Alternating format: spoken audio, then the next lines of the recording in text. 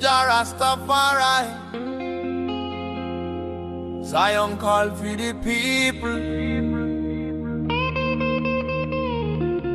2030, them say them a go rule, but who can promise tomorrow, me brethren? Only Jehovah Jah all the time, not man. One love, one heart. Listen now.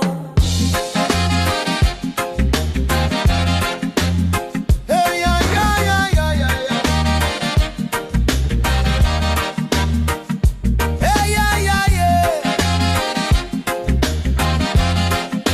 One love. Listen now.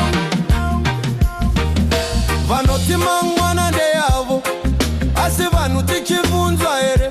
Makore anopfura pasina kubvumidzwa, ko mwana acharamba sei akatengetedzwa.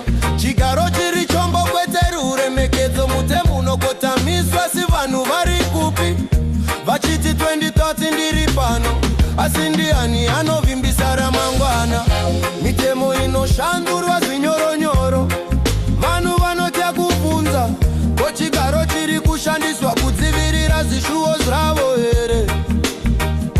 Vanoti nyika ndeyavo, asi nyika ndeyevanhu. Kana nguva iri kutengeswa pachena, bora mangwana redu richachengetedzwa sei? Ndiani anosarudza nguva? Jehovah chete. Ndiani anopa chigaro? Kwete munhu. 2030 vanoti vanenge vachiripo, asi ndiani anovimbisa ramangwana?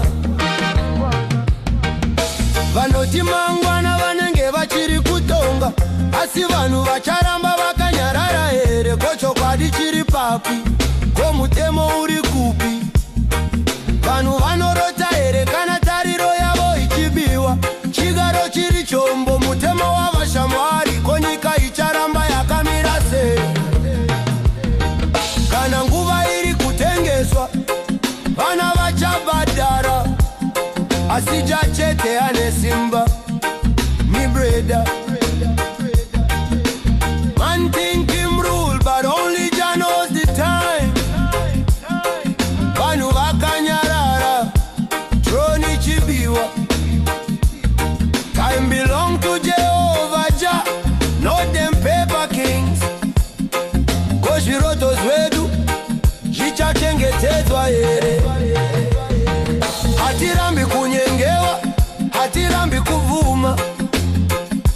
Vanoti 2030 vanenge vachiri kutonga, asi chigaro chichapera, vanhu vacharamba vakasimba. Kana mutemo uchisungwa nevanhu vasina simba, ko nyika icharamba yaka